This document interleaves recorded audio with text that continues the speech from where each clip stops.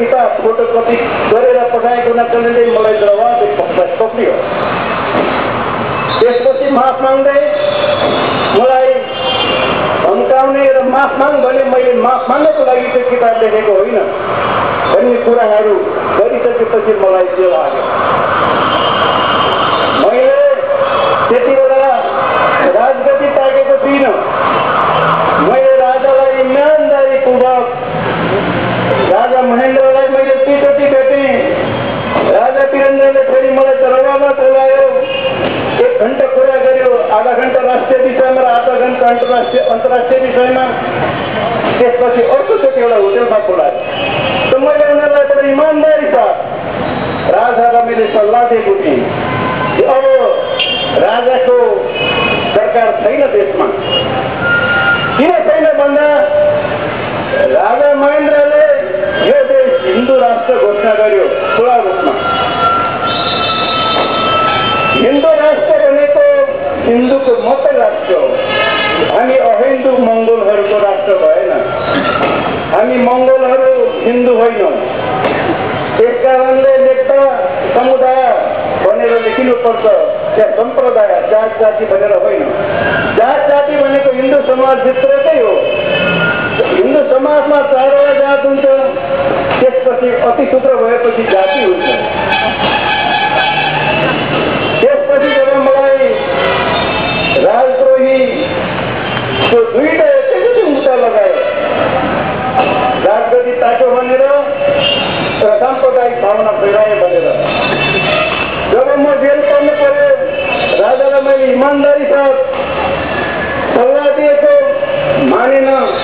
त्यसपछि मैले जेल परेपछि जेलभित्र नै यो मङ्गोल नेसनल अर्गनाइजेसन झन्डा र घोषणा पत्र तयारी गरेर मैले 1 जनवरी 89 मा मैले च्यालेन्ज गरेँ। म निश्चय भनेदेखि पञ्चायत व्यवस्था अब यही झन्डा लिएर यही मङ्गोल सरकार फ्याँकिदिन्छु।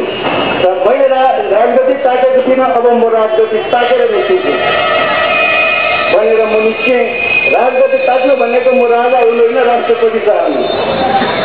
त्यसपछि यो सुरुवात त मैले 1972 देखि नै गरेको थिएँ। जब मैले राजा महेन्द्रलाई 2 चोटि भेटेपछि र राजा वीरेन्द्रले मलाई दरबारमा बोलाएपछि जब उनीहरूको विचारहरू मैले बुझेँ, राजा नै हाम्रो दुष्ट रहेछ भनेर, त्यसपछि त मैले 1980 सालदेखि चाहिँ राजाको विरोधमा लेख्न र भाषणहरू गर्न खुला रूपमा निस्किएको थिएँ।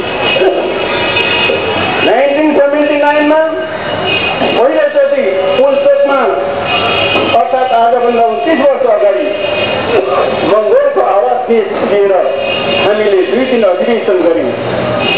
त्यो 2 दिन अधिवेशनमा नै 79 मा भनेपछि आज 2008 साल हुँदैछ, 29 वर्ष अगाडि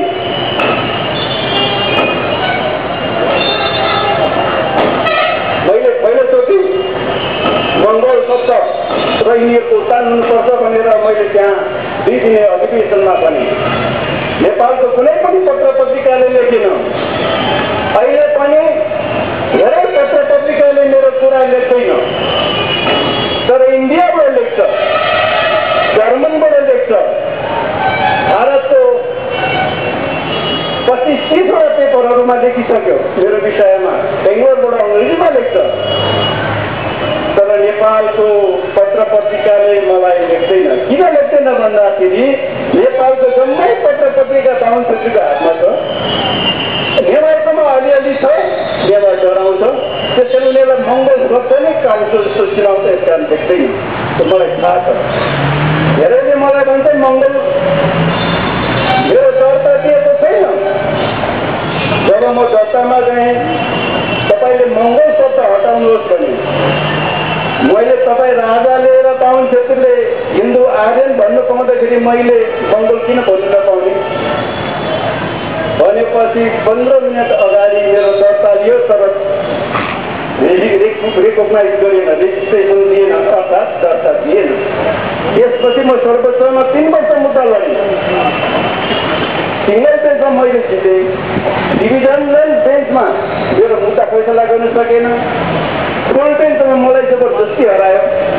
तर म सर्वोच्चमा मैले न्याय पाउँछु त्यहाँ न्याय पाएर मङ्गोल नेसनल अर्गनाइजेसनले चर्चा दिन्छ भनेर गएको होइन। म सर्वोच्च अदालतमा दुई कारणले गएको थिएँ। एउटा कारण थियो हामीलाई 62 न्यायाधीशहरूले यो मतवादीहरू हामीसँग के तर्क गर्नु सक्छ, हामीभन्दा लुटिहाल्छ भनेर उनीहरूको सोच सुत्रिरहेको थियो, अहमता थियो। त्यो तोड्नको लागि म पहिलोचोटि सर्वोच्चमा पाउँछलाई च्यालेन्ज गरेर गएको न्याय पाउँछु भनेर होइन। किनभने यहाँ न्याय दिँदैन मलाई थाहा छ।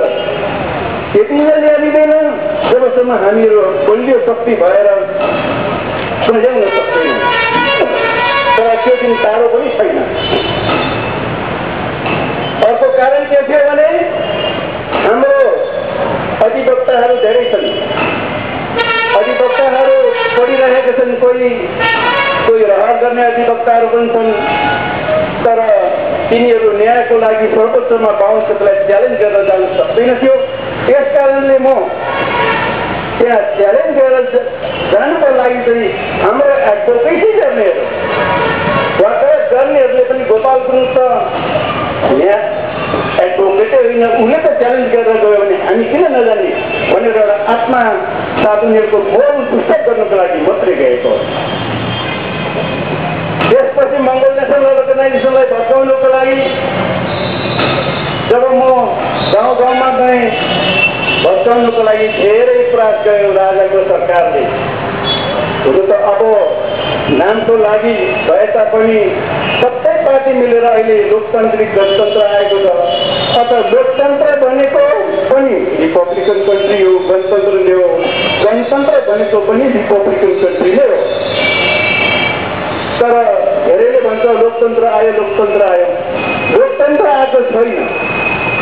जबसम्म राजा रहन्छ त्यो राजाको ठाउँमा जनताको छोरा राष्ट्रपति भएर आउँदैन, तबसम्म लोकतन्त्र आउँदैन।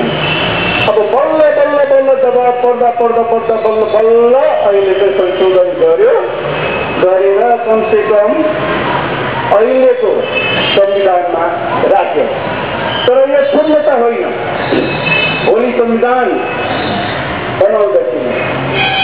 भोलि संविधान सभाको चुनाव भएर संविधान जो बन्छ त्यसमा जो धर्मनिरपेक्ष संघात्मक सरकार, तर संघात्मक सरकार कुनै प्रान्तहरू कुनै समुदायको नाममा अर्थात् तमुवान, लिम्बुवान, कम्बुवान भनेर राखिनु हुँदैन। त्यो नदी नालाको नाममा राखिनु पर्छ। संघात्मक सरकार भोलिको संविधान बनिएपछि या चुनेर आएर संविधान बनेपछि त्यो तिनवटा कुरो संघात्मक सरकार, धर्मनिरपेक्ष, गणतन्त्र यो प्रिम्बलमा राखिनुपर्छ, कुनै आर्टिकलमा होइन। तब मात्रै हाम्रो एउटा सपना धेरै पुरा हुन्छ। जब म मैदानमा निस्केँ मङ्गोल नेसनल अर्गनाइजेसन दिएर, पहिला त राजाको सरकारले मेरो जम्मै कार्यकर्ताहरूलाई विदेश पठाइदियो मलाई एक्लो बनाउनुको लागि। किनभने राजनीतिमा साम दाम दण्ड भेद हुन्छ। मलाई साम दाम दण्ड सबै दियो, दिनभन्दा पनि नचुकेपछि भेद भनेको मलाई एक्लो बनाउनु कोसिस गरिरहेको थियो। साम दाम दण्ड अहिले मलाई भेदको नीति अप्नाइरहेको छ। अहिले हाम्रो राजनीति हिजोसम्म हामी बाहुन क्षेत्रलाई धेरै सफल प्रकारले आक्रमण गर्थ्यौँ, किनभने उनीहरूले राजालाई त्यागेको थियो। अब हुनु त जम्मै पार्टीमा अहिले पनि राजतन्त्रको समर्थक छन् जो भ्रष्टाचारी छन्। कङ्ग्रेसभित्र पनि राजावादी छ, माओवादीभित्र पनि सबै पार्टीमा छन्। त्यस कारण जब त्योसम्म निर्मूल भइसक्दैन तबसम्म अझै पनि गणतन्त्रको खतरा छ। अब उनीहरूले यसो किन गरिरहेको छ र अहिले 3वटा कुरो आइरहेको छ।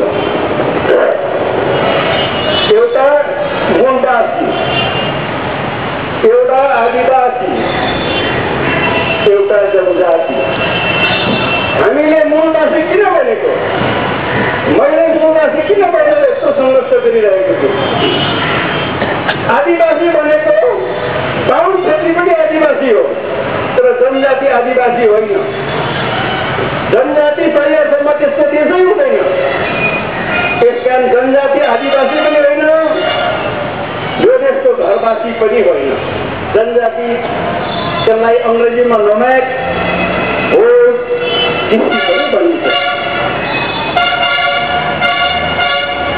तर जनजातिको नाममा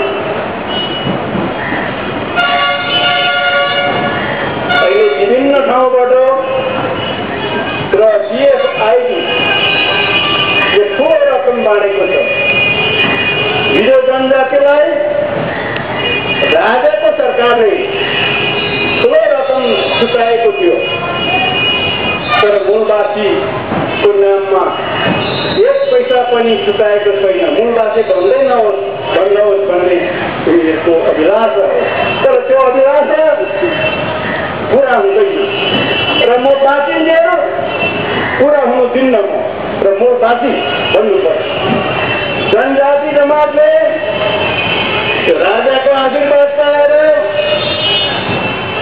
संसारबाट यहीँ नेपालबाट 4 अरब भन्दा बेसी ठगेर खाएको छ त्यो हामीले मुद्दा हाल्यौँ भ्रष्टाचारमा तर त्यो राजाकै नियुक्तिको भ्रष्टाचारी थियो उनीहरूले याद गरेन तर अब बिस्तारै बिस्तारै जब साँच्चै गणतन्त्र आउँछ